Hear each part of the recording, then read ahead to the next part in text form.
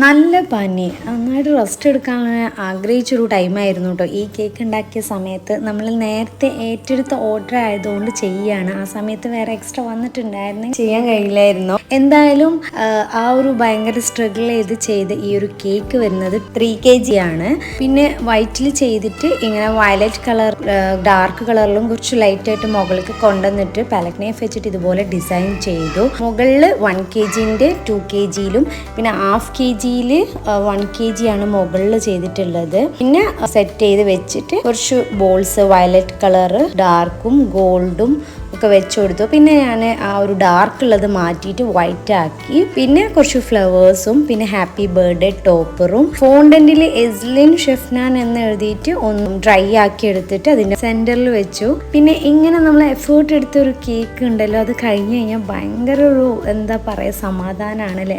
അപ്പോൾ thank you for watching.